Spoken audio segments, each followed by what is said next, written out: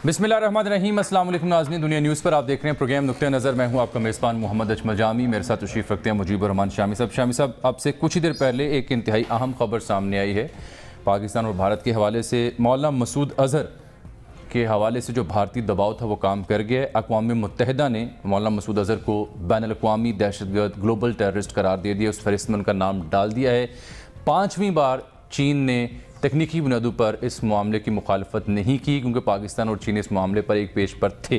तफसीलात से आपको आगाह करते हैं। ये कमेटी नंबर 1267 है जो सैंक्शन कमेटी कहलाती है। पाकिस्तान भी इस बात से मुत्तफ़िक़ हो गया था जी कि मसूद अज़हर साहब का नाम जो है वो दहशत गर्दों की आलमी फहरिस्त में डाल दिया जाए। ठीक, एक तो ये मौजूद जिससे हम तफसील से बात करेंगे। कानून क्या कहता है, बैनुल-अक़वामी कानून, रियासत पाकिस्तान अक़वाम मुत्तहिदा के इस फैसले के बाद क्या इक़दाम उठाने जा रही है, इस पर तफसील से बात करेंगे। और ये भी तय करेंगे क्या ये वाकई भारत के लिए एक बहुत बड़ा कोई कारनामा है, कोई बहुत बड़ी सिफारती, इखलाकी, सियासी या बैनुल-अक़वामी फ़तह के मुतरादिफ है भारत के लिए, या ये सिर्फ अपने जो वोटर्स हैं मोदी साहब को उनको प्लीज़ करने की कोशिश है। इस पर भी तफसील से बात करेंगे। साथ पंजाब हुकूमत एक नया बल्दियाती निज़ाम लाने के लिए सर जोड़ चुकी, बिल कल मंजूर हो चुका है असेंबली से। इस पर आज पंजाब सरकार ने एक अहम ब्रीफिंग का एहतमाम किया था सहाफ़ियों के लिए। उस ब्रीफिंग में क्या वो बुरुदात भी सुनाएंगे। बिलखुसूस जहांगीर तरीन साहब तशरीफ़ रखते थे, उन्होंने क्या कहा वो बात भी हम करेंगे। तहरीक लब्बैक के बानी पीर अफजल साहब का अहम ऐलान है, माज़रत करते हैं अपने रवैये पर, आइन और कानून के तहत जदोजहद करने पर यकीन रखते हैं और बता रहे हैं कि वो बहुत बीमार हैं। और साथ में आखिर में हम बात करेंगे कौमी असम्बली में अहम मामले पर कानून साजी, यानी 18 साल से कम उम्र की शादी रोकने का एक बिल पेश हुआ, जिस पर ख़ुद वफाकी काबीना के वज़रा में तकसीम हमें वाज़े दिखाई दी। ये मामला है क्या, क्यों वज़रा ही आपस में इख्तलाफ राय रखते हैं इस अहम नुक्ते पर, यह भी आज का मौजू है। इमरान खान साहब यौम तासीस पर बोले और बिलावल भुट्टो जरदारी साहब कहा और कहा कि गलती इंसान से हो जाती है। साथ आखिर में डिस्कस। सर आ जाते हैं अक़वाम मुत्तहिदा की कमेटी नंबर 1267 सैंक्शन कमेटी। सबसे पहले ख़बर ब्रेक की, जो भारत के मुस्तकिल मंदूब हैं अक़वाम मुत्तहिदा में इब्राहिम जी, उन्होंने कि फ़ाइनली भारत को ये इखलाकी सिफारती फ़तह मिली है कि अक़वाम मुत्तहिदा ने मसूद अज़हर को बैनुल-अक़वामी दहशतगर्द करार दे दिया है। उसके बाद थोड़ी देर बाद हमने देखा, कुछ देर पहले डॉक्टर फैसल जो तर्जुमान दफ्तर ख़ारिजा हैं उनकी प्रेस ब्रीफिंग आई। उन्होंने भी इसके सियाक़ व सबाक़ से अवाम उन्नास को आगाह किया कि कोशिश ये थी कि पुलवामा वाक़े से उनको जोड़ा जाए, इस वजह से दहशतगर्द करार दिया जाए, और फिर जो मकबूजा जम्मू कश्मीर में आज़ादी की जदोजहद है उससे उन्हें जोड़ा जाए दहशतगर्दी के ज़मन में, और इसलिए उन्हें दहशतगर्द करार दिया जाए। तो उन्होंने कहा चाइना के साथ जो अंडरस्टैंडिंग थी उसमें यह तय किया जा रहा था कि ये दो मामलात की बुनियाद पर दहशतगर्द करार आप नहीं दे सकते। हाँ, वैसे वो दहशतगर्द है, ये बात आप असल में ये जो अक़वाम मुत्तहिदा की कमेटी है 1267 जो रेजोल्यूशन है उस पर अमल दरामद के लिए, हाँ जी, उसमें ये मामला काफ़ी अरसे से जी लटका हुआ था और चीन इसमें आगे नहीं बढ़ने दे रहा था। अब अमेरिका से 4 बार रोक चुके इसे। अमेरिका, बरतानिया और फ्रांस ने ये करारदाद जो है एक पेश करने की कोशिश शुरू कर दी थी सिक्योरिटी काउंसिल में, ताकि इसको इस मामले से डी लिंक करके एक नई करारदाद पेश कर दी। एग्जैक्टली। तो फिर चीन और पाकिस्तान ने मुशावरत से ये तय किया कि वो जो एतराज़ है टेक्निकल नौइयत का वो चीन वापस ले ले या ना करे। और ये जो कहते थे कि ये बहैसियत एक मजमूई मसले के तौर पर इसको देखना चाहिए हिंदुस्तान और पाकिस्तान के ताल्लुकात में, और इसलिए चीन की मर्जी के बगैर ये काम हो नहीं सकता था, वीटो पावर है जी। लेकिन इससे कतई नज़र यानी कोई कि अब क्या पाकिस्तान को करना होगा, लेकिन एक बात तो माननी चाहिए। वो क्या? कि इसकी टाइमिंग जो है ना वो बहुत गलत हुई है।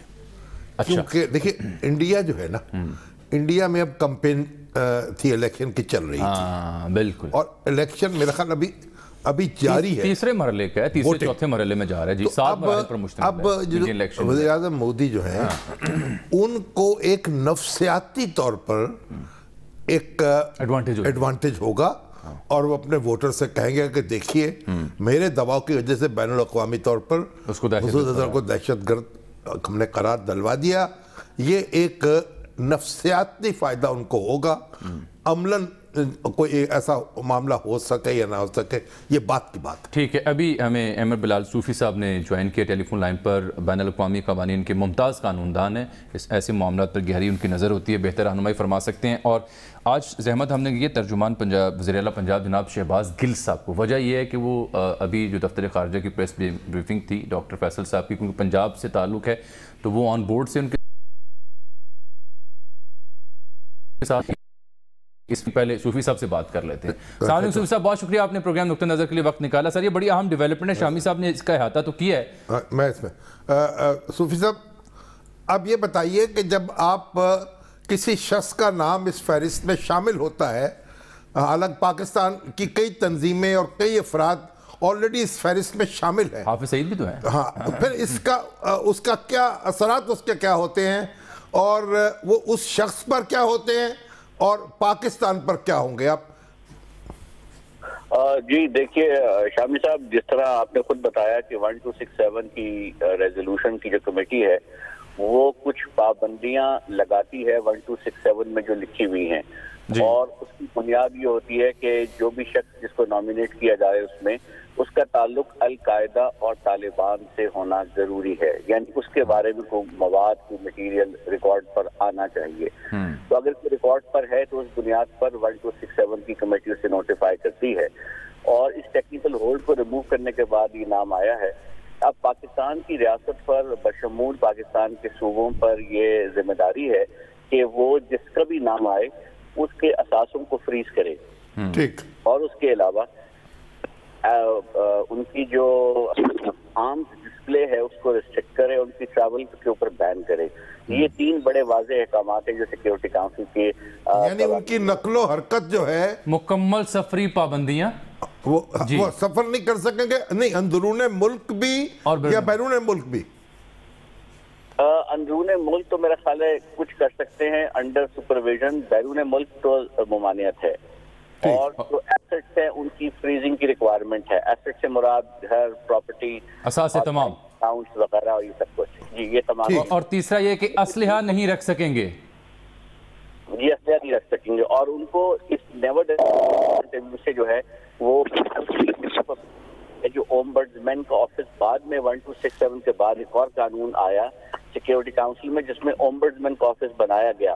तो ओम्बड्समैन के ऑफिस में मसूद अजहर या कोई और शख्स जिसको ग्रीवियंस है कि उसका नाम गलत आया है, उसको रिकॉर्ड पर वो अपील फाइल कर सकता है। तो वो एक ऑप्शन उनके पास अवेलेबल है जाती हैसियत में अपील को फाइल करने की। जहाँ तक पाकिस्तान का ताल्लुक है, पाकिस्तान पर ऑब्लिगेशंस हैं, तो पाकिस्तान ने को कंप्लाई भी किया है और उसके अलावा भी मजीद करता रहेगा, और मेरा ख्याल है यही पाकिस्तान का मौक़िफ़ है। सूफ़ी साहब ये फरमाएं कि ये जो ऑब्लिगेशंस हैं, जो तीन निकात आपने बयान किए, ये तो रियासत पाकिस्तान ज़हरी बात रिजॉल्व भी रखती है और कर भी देगी, तो क्या इस बाबत रियासत पाकिस्तान को अक़वाम मुत्तहिदा की उस कमेटी को एक सर्टन टाइम के बाद अपडेट रखना होगा? वो कमेटी या वो मुल्क इस बारे में दोबारा पूछ सकते हैं, जान सकते हैं कि क्या स्टेटस है इन ऑब्लिगेशंस का?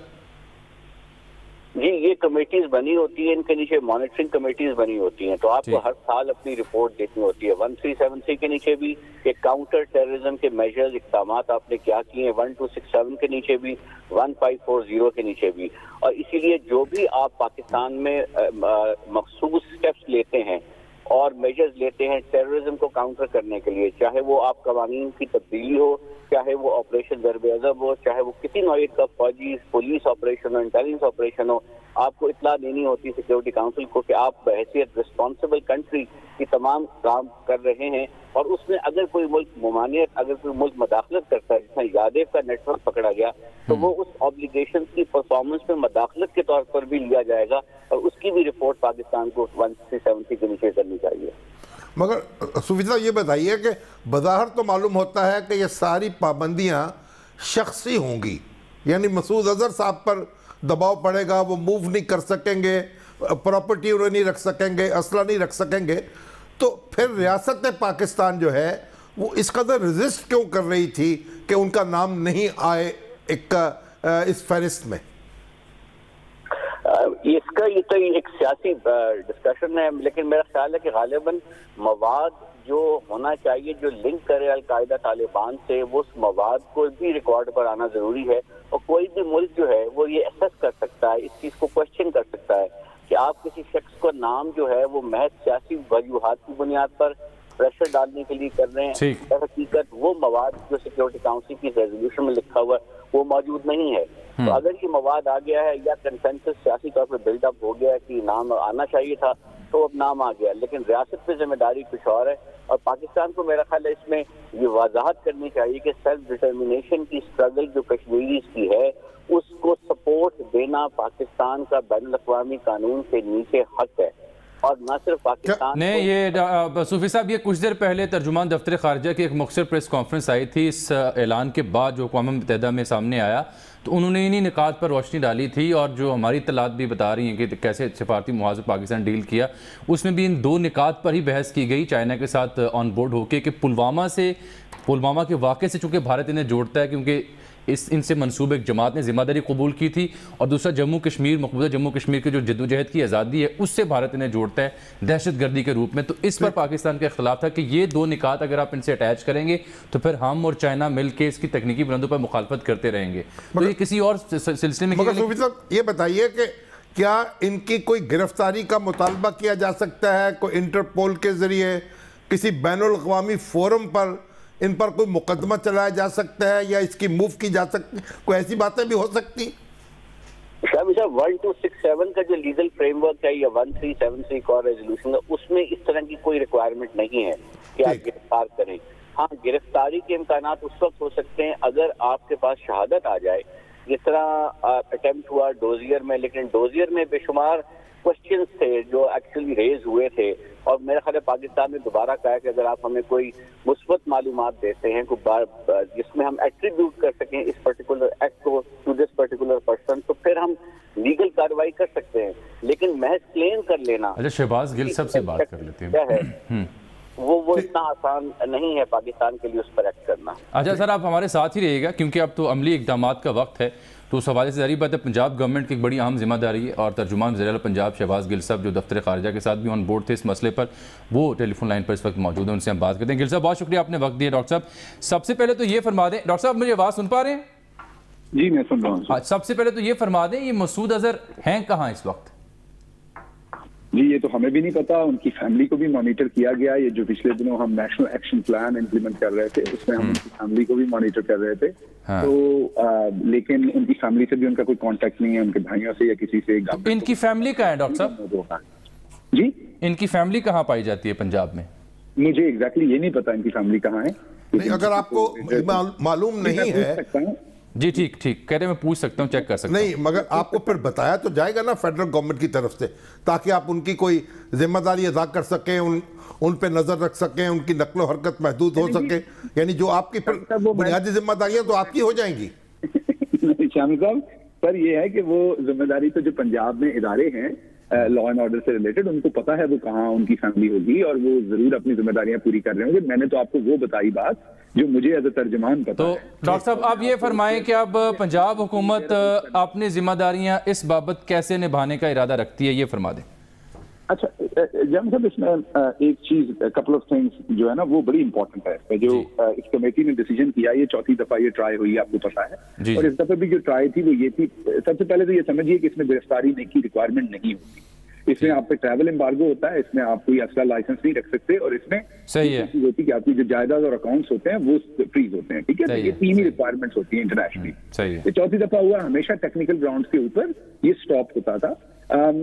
اس دفعہ بھی یہ ان کی ٹرائی ہمیشہ ہوتی تھی کہ مولانا مسعود اظہر کو وہ کنیکٹ کریں with Pulwama attack, with Jammu Kashmir, اور یہ بھی کہیں کہ وہ اسٹیٹ اسپانسرڈ بندہ ہے، اس میں اسٹیٹ آف پاکستان انوالو ہے۔ تو اس دفعہ یہ بڑا کلیئرلی ہوا کہ یہ اسٹیٹ آف پاکستان جو ہے وہ اس میں انوالو نہیں ہے کسی طرح سے بھی۔ یہ جو بھی کچھ آ رہا ہے اس میں اسٹیٹ آف پاکستان کا کوئی ذکر نہیں، اس میں جموں کشمیر کا کوئی ذکر نہیں، اس میں پلوامہ کا کوئی ذکر نہیں۔ اب آ جاتے ہیں کہ اس میں پھر صرف اور صرف ہے کیا، اس میں ہے یہ کہ مولانا مسعود اظہر کو اس لسٹ میں ڈالا جا رہا ہے، تو اس سے بڑی لسٹ میں تو پاکستان نے پہلے کا ڈالا ہوا ہے ہم نے، हमने जैश मोहम्मद को प्रिस्क्राइब्ड ऑर्गेनाइजेशन में डाला हुआ है, बहुत साल पहले, 10-12 साल पहले की ये बात है। उसके बाद 4th शेड्यूल में बहुत सालों से मौजूद हैं मौलाना अजहर, और 4th शेड्यूल जो है वो तो इससे कहीं ज्यादा सख्त है। ये जो इंटरनेशनल 1267 ये जो 12 कमेटी है, सैंक्शन कमेटी यूएन की, उससे कहीं ज्यादा सख्त है 4th शेड्यूल की जो रिक्वायरमेंट्स है। ना आप ट्रैवल कर सकते हैं, ना पासपोर्ट रख सकते हैं, ना आप बैंक अकाउंट खोल सकते हैं, ना आप कोई जायदाद की खरीदो फरोख्त कर सकते हैं, ना आप इलेक्शन लड़ सकते हैं, आई मीन को बहुत एक्टिव आप पॉलिटिक्स करते हैं। बहुत सारी चीजें हैं जिनसे ऑलरेडी आपने उन्हें मना किया हुआ है। तो इससे कोई जो इंडिया चाहता था इसमें से अचीव करना वो बिल्कुल नहीं कर सके, उनकी ये सरकार की नाकामी है। और पाकिस्तान के फॉरेन मिनिस्टर की, पाकिस्तान के फॉरेन ऑफिस की, प्राइम मिनिस्टर साहब ने जिस तरीके से डॉक्टर साहब आपने भी कहा कि ये ऑलरेडी इनका नाम 4th शेड्यूल में था, यानी ऑलरेडी कुछ इसी नोयत की पाबंदियां इन पर लग चुकी थी, यही कह रहे हैं आप? बहुत साल पहले, जी बहुत साल पहले, उससे भी ज्यादा प्रिस्क्राइब में रखा हुआ, इससे भी ज्यादा, बल्कि इससे भी ज्यादा। तो इसमें इंडिया जो करना चाहता था, इसमें हतमी बात मैं आपको बताऊं कि इंडिया चाहता था कि इनको पुलवामा के साथ लिंक किया जाए, जम्मू एंड कश्मीर जो उनकी एक आजादी की मूवमेंट से लिंक किया जाए और स्टेट स्पॉन्सर डिक्लेयर किया, मगर उसके लिए तो एक नया रेजोल्यूशन दरकार होता ना। जी नहीं जी, इसी में था शामी साहब, इसी में लिखा जाता था कि इनको इसलिए टेररिस्ट डिक्लेयर किया जाए कि ये स्टेट स्पॉन्सर्ड हैं पाकिस्तान के, और ये जम्मू कश्मीर में ये करते हैं, और ये पुलवामा में इन्होंने ये किया। तो बाद में अभी जो चीज हम जो इंफॉर्मेशन है मेरे पास वो ये है कि ये ऐसी कोई चीज इनके साथ इस टाइम लिखी हुई नहीं है, इन चीजों की बेस पे इन्हें नहीं डाला जा रहा। तो इंडिया की एक नाकामी है, क्योंकि जो वो अचीव करना चाहते हैं। ठीक हो गया डॉक्टर साहब, बहुत शुक्रिया आप अपने तर्जुमानी की वज़ीर आला पंजाब की, क्योंकि आप पे भी जिम्मेदारी है। अच्छा, मैं क्योंकि सूफी साहब टेलीफोन लाइन पर मौजूद हैं, उनसे एक बात क्लियर करना चाह रहा हूँ। सूफी साहब, अगर पाकिस्तान ये कामयाब हो गया कि पुलवामा, मकबूजा वादी की जद्दोजहद या स्टेट स्पॉन्सर्ड शख्स इन्हें करार ना दिया जाए, तो फिर किस बुनियाद पे इन्हें दहशतगर्द करार दिया गया होगा? क्योंकि आप फरमा रहे हैं कि अलकायदा या फिर तालिबान से इनका ताल्लुक जोड़ना लाजिम था। जी बेसिकली पहले ये कानून समझ लें। एक है 1373 जो कहती है कि आपने टेररिज्म को काउंटर करना है। जी जब 1373 आई 1267 से पहले तो उस पर ये बहस हुई कि बैनुल-अक़वामी दहशतगर्दों की एक लिस्ट बनाई जाए।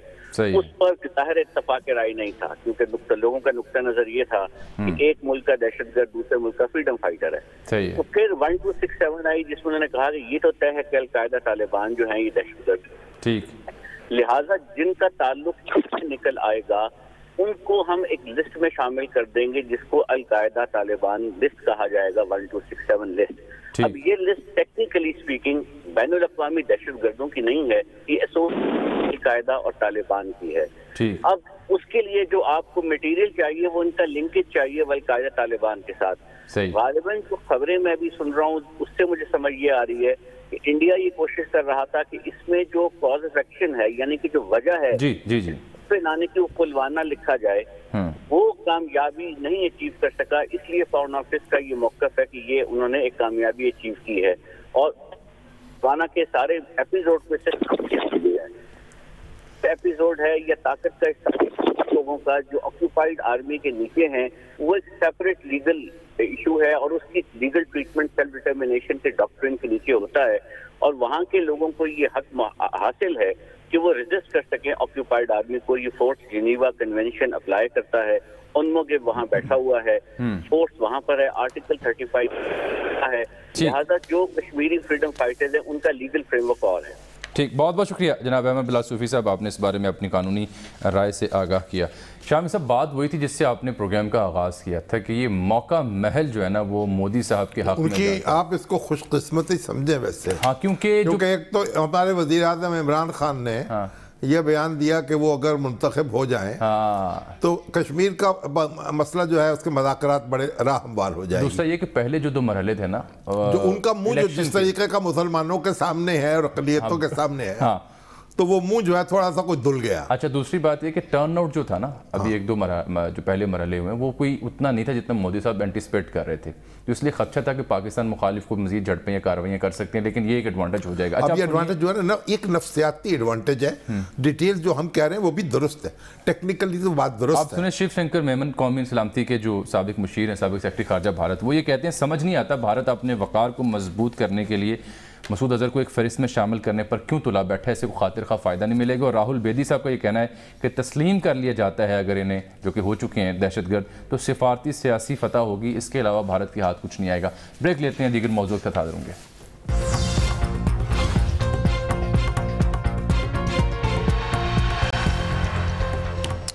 ویلکم بیک ناظرین. یہ شامی صاحب سید اکبر الدین صاحب ہیں، مستقل مندوب جو بھارت کے ہیں اقوام متحدہ میں. تو ان کا نام غلطی سے ابراہیم، تو ملت ابراہیمی سے تعلق سب کا ہی ہے. ایک ہی بات ہو گئی. اچھا یہ تصحیح ضروری تھی. اچھا دوسری بات سر، ایک معاملہ اور جڑا ہے، اس موضوع سے جڑا ہے. اس سے پہلے کہ آپ کسی اور موضوع پہ جائیں، گزارش یہ ہے کہ آج افغان سرزمین کا استعمال کرتے ہوئے افغان سرزمین سے 60 سے 70 دہشت گردوں نے حملہ کیا ہے پاکستانی سیکیورٹی اہلکاروں پر شمالی وزیرستان میں، جو کہ باڑ لگانے کے کام میں مصروف تھے. افغانستان کی سرزمین سے حملہ ہوا ہے.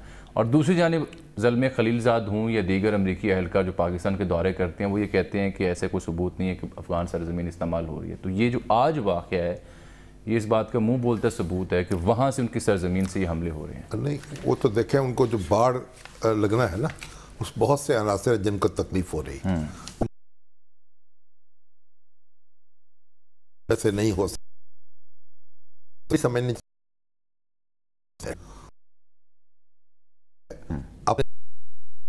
اپنے علاقوں پر اس طریقے سے نہیں ہے جس طریقے سے کہ ایک ریاست کا ہونا چاہیے. ٹھیک، خود ہمیں اپنے وہاں دیکھیں نا، ہمارے ہاں کس طرح کے ایلیمنٹس موجود ہیں جو ریاست سے بالا اقدامات بھی کرتے ہیں. صحیح ہے. تو بیچاری افغان حکومت تو بڑی ہی قسم پرستی کا شکار ہے. ٹھیک. اچھا میں ایک بات یہ کہنا چاہتا تھا کہ بھی یہ بات آپ نے کی.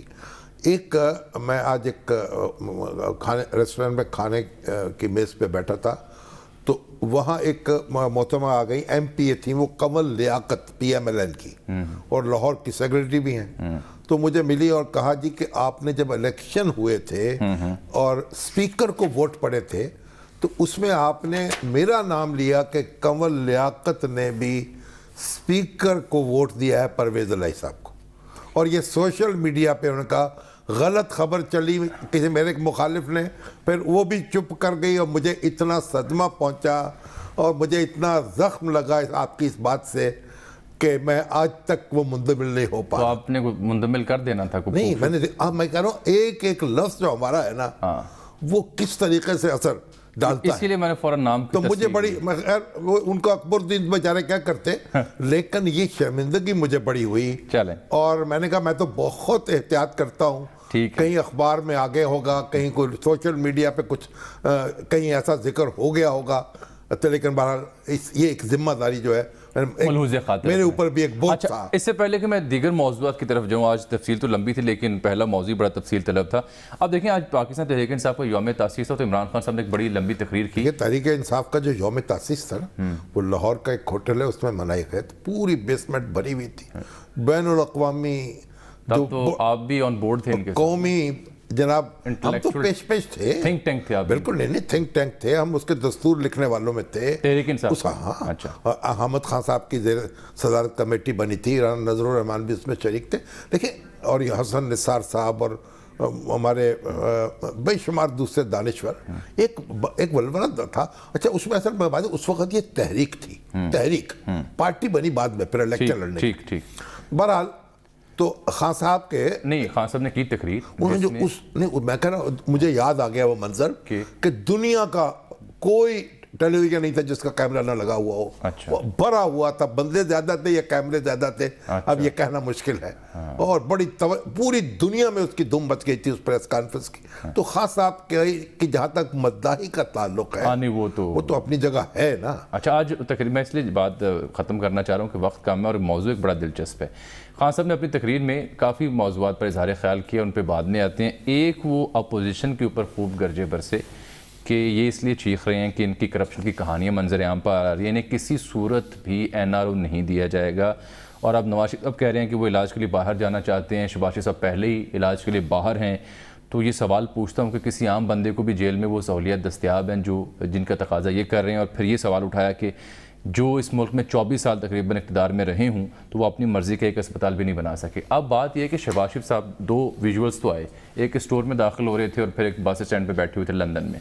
تو وہ کیا کر رہے ہیں, ان کے کیا ارادے ہیں, کیونکہ یہاں پہ ان کے مخالفین یہ اعتراض بھی کرتے ہیں کہ تلاش برائے اپوزیشن. تو سلمان غنی صاحب خبر کچھ لے کے آئی ہیں. ابھی کرتے ہیں سر. دیکھیں ایک پہلی بات تو یہ دیکھیے کہ جو ان کو ایک کینسر کا مرض لاحق ہے, اور وہ اس مرض میں یہ نہیں ہوتا کہ آپ چارپائی پر لیٹ جائیں, آپ چلتے ہیں, پھرتے ہیں, کھاتے ہیں, لیکن مرض جو ہے اپنی جگہ موجود ہوتا ہے.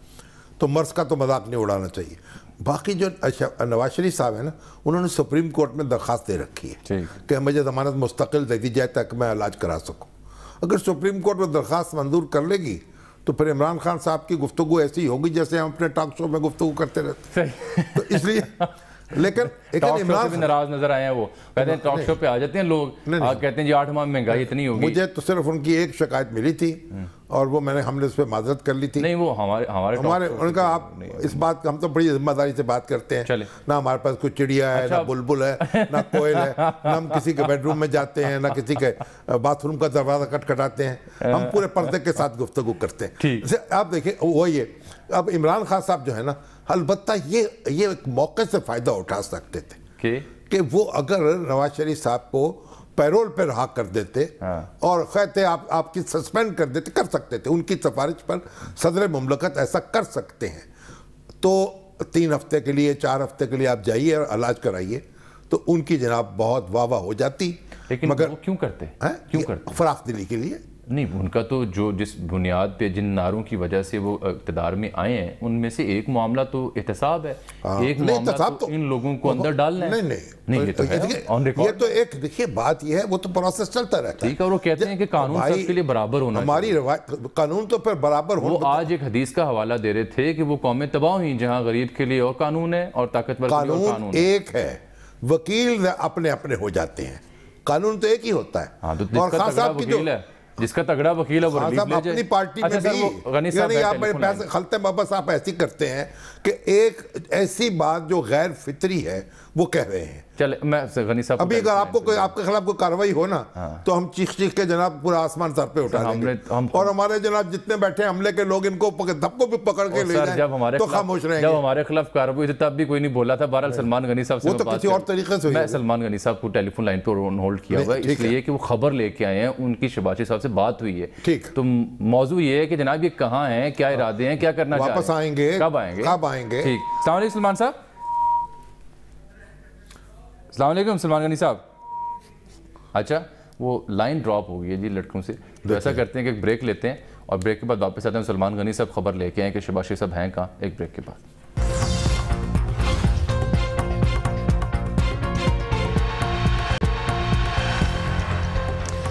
ویلکم بیک ناظرین. تو بات کرتے ہیں ہم کہ شباشی صاحب کے کیا ارادے ہیں, وہ کب واپس آئیں گے, صورتحال کیسی ہے, صحت کیسی ہے. تو سلمان غنی صاحب خبر لے کے آئے کیونکہ ان کی بات ہوئی ہے ٹیلی فون پر. چینی تجزیہ کار آپ انہیں دیکھتے ہیں, پڑھتے بھی ہیں. سلمان صاحب خوش آمدید گروپ ایڈیٹر ہیں جناب. جی ماشاءاللہ. روزنامہ دنیا کے وہ نیچے ہم لکھ دیتے ہیں سارا کچھ. سلمان صاحب فرمائیے گا شباشی صاحب کہاں ہیں, کیا ارادے رکھتے ہیں, کیا ان کا پلان ہے؟ شامی صاحب یہ خبر میں کہیں سے لایا نہیں, بلکہ مغرب کی نماز میں اس خبر کے لیے تحریک میرے اندر خود شامی صاحب نے پیدا کی. جب انہوں نے اسلام پھیرا تو مجھے کہا کہ وہ کب آ رہے ہیں, تو میں نے کہا کہ آپ لندن میں ان سے مل کے نہیں آ رہے. تو پھر اس کے بعد آ کے میں نے ان سے رابطہ کیا تو انہوں نے کہا کہ میرے آخری ٹیسٹ جو ہیں وہ 8 مئی کو کمپلیٹ ہو رہے ہیں اور میں 14 مئی کے بعد وطن واپس آ رہا ہوں. اور میں نے ان سے پوچھا کہ آپ وہاں پر مطمئن ہیں؟ انہوں نے کہا کہ میں دیار غیر میں کس طرح مطمئن ہو سکتا ہوں, انشاءاللہ جلد عوام کے ساتھ ہوں گا اور مسائل زدہ اور مہنگائی زدہ عوام سے یکجہتی کا اظہار کروں گا, جہاں سے یہ لگتا ہے کہ وہ پھر ایک اپنا کوئی بھرپور رول ادا کرنا چاہتے ہیں. اور ان کا یہ بھی کہنا تھا کہ ہمارا جینا اور مرنا اپنے عوام کے ساتھ ہے اور سیاستدان کے دل لوگوں سے جڑے ہوتے ہیں. ان کا یہ بھی کہنا ہے کہ وہاں پر لندن کے اندر جو پاکستانیوں سے میری ملاقاتیں ہو رہی ہیں ان کو حکومتی کارکردگی پر تشویش ہے, خاص طور پہ ملکی معاشی حالات پر وہ تشویش ظاہر کرتے نظر آ رہے ہیں. اور انہوں نے کہا کہ میں 14 مئی کے فوری بعد پاکستان کے اندر موجود ہوں گا, یہیں ملاقات ہوگی. البتہ شامی صاحب سے کا انہوں نے گلہ کیا کہ یہ لندن گئے یا ان سے مل کے نہیں آئے. شامی صاحب بہت شکریہ سلمان غنی صاحب. کہ شامی صاحب ٹھیک آپ کیوں نہیں مل کے آئے سر؟ وہ میں نے اخبار والوں سے پوچھا, انہوں نے کہا وہ ان سے ملاقات ہی نہیں ہوئی ہماری. تو میں نے کہا اگر نہیں مل رہے تو پھر ان کے تخلیے میں کیا میں نے خلل ڈالنا ہے. ٹھیک بات ہے, ویسے بھی آپ بتا رہے ہیں صحت ٹھیک نہیں تو آرام. چلو چلیں اب ایک بڑا امپورٹنٹ موضوع ہے, مگر ایک بات سن لیں نا, اب ان کو اگر خان صاحب نے کہا اگر یہ ہسپتال بنا لیتے کینسر کا شہباز شریف صاحب اور نواز شریف صاحب تو پھر خان صاحب کیا کرتے؟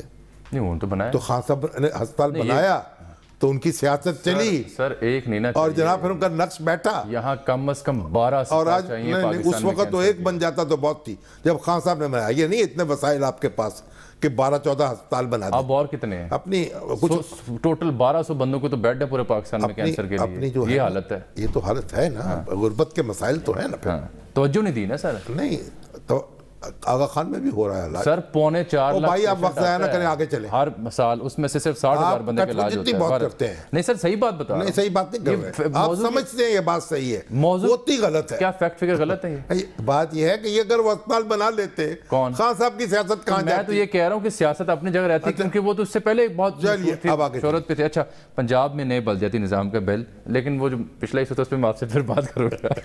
اس میں سر آج بڑی عمدہ ایک نشست ہوئی جناب جہانگیر ترین ہو سکتا ہے میں آپ سے متفق ہو جاؤں پہ. سمسام بخاری صاحب تھے وزیر بلدیات، اور وزیر قانون راجہ بشارت صاحب تھے، اور پھر نیا بلدیاتی نظام انہوں نے پیش کر دیا ہے. سیکٹری جو بلدیات ہے وہ بھی اور بڑی تفصیل انہوں نے بیان کی ہے. لاہور کے صحافیوں کے ساتھ ایک تفصیلی نشست ان کی. اور بیچارے ہمارے جہانگیر ترین جو تھے وہ بھی بیٹھے ہوئے تھے. اس میں کوئی سوال بھی ہوا کہ آپ کیسے بیٹھے ہیں. جواب سنا دوں؟ ہاں سنا دیں. کیونکہ جہانگیر ترین صاحب اس نشست میں موجود تھے وزراء کے ہمراہ بلدیاتی نظام پر بریفنگ کے دوران. وہ تو آرکیٹیکٹ ہے اس کے. تو ان سے سوال پوچھا گیا کہ آپ خیبر پختونخوا میں بھی وہ لے کے آئے نظام اور یہاں بھی. تو ان سے پوچھا گیا کہ جناب آپ کی موجودگی سرکاری اجلاس میں اس بریفنگ میں تو سوال اٹھے گا، تو اس کا جواب انہوں نے کیا دیا یہ ایکسکلوسیولی نقطہ نظر پہ آپ دیکھیے، کسی اور کے پاس نہیں ہے. عمران خان صاحب مجھے ٹرسٹ کریں گے کسی ایڈوائس کے لیے، کسی چیز کنسلٹیشن کے لیے، ان کا رائٹ ہے. اور میں ان کے ساتھ کچھ ایسا تعلق ہے کہ میں بنا نہیں کر سکتا، تو میں ان کے ساتھ ضرور آؤں گا، مشورہ دوں گا. نہ میں کسی فیصلے میں ہوں، نہ میں کسی کابینہ کا ممبر ہوں، نہ میں کسی پوسٹ پہ ہوں. اور مجھے اس میٹنگ کا ایڈوائس دینے سے شاید وہ چیز بات نہیں کرتی. میں بار بار یہ کہا ہے کہ باقی بات ہے اپنی جگہ، اور ملک کی خدمت کرنے کا موقع ملے گا تو میں کبھی بھی. مجھے تو بڑا افسوس کہتے ہیں مشاورت کا میرا یہ کام ہے. خان صاحب نے ذمہ داری لگائی ہے زراعت اور بلدیات کے سلسلے میں، تو وہ میں انجام دے رہا ہوں، کر رہا ہوں. ایک اتنی امنگوں سے آرزوؤں سے آئے پی ٹی آئی میں، اتنا جناب انہوں نے اس کے اوپر اپنا سرمایہ لہو اور پسینہ لگایا، اور جب وہ جناب بارات آئی نااہلی کے بینٹ چڑھ گئے. نااہلی کی بینٹ چڑھ گئے. میں نے تو وہاں بھی کہا، اب بھی سمجھتا ہوں کہ ترمیم ہونی چاہیے قانون میں، اور یہ نااہلی کی مدت مقرر ہونی چاہیے. تا حیات نااہلی سے بڑا جرم کوئی نہیں ہے. میں نے ویسے اور ان کے ساتھ تو بہت مجھے زیادتی محسوس ہوتی ہے. سینئر صحافی وہاں موجود ہے لاہور کے نمائندہ، تو آپ نے جب یہ بات کی جہانگیر ترین صاحب تھے تو میں نے دیکھا کہ وہ خاصی سنجیدہ تھے، لیکن اس بات کو سننے کے بعد ان کا چہرہ کھل اٹھا تھا. بالکل میں نے ان کے ایکسپریشن دیکھے چہرہ کھل اٹھا تھا. اچھا جی وقت ختم ہو گیا. ذکر تو ہوا ہی نہیں اس کا، کر لیں گے پھر کل. آج تو جہانگیر ترین صاحب کو گفتگو کرنا ہی مقصود تھی. وہ تو بل تو اب اس پہ بحث ہوتی رہے گی. بل کا معاملہ بل بھی اچھا ہے جی، میں تو اس کے مجھے اچھا لگا. کل سر بات ہوگی انشاءاللہ. اجازت دیجیے، اللہ حافظ.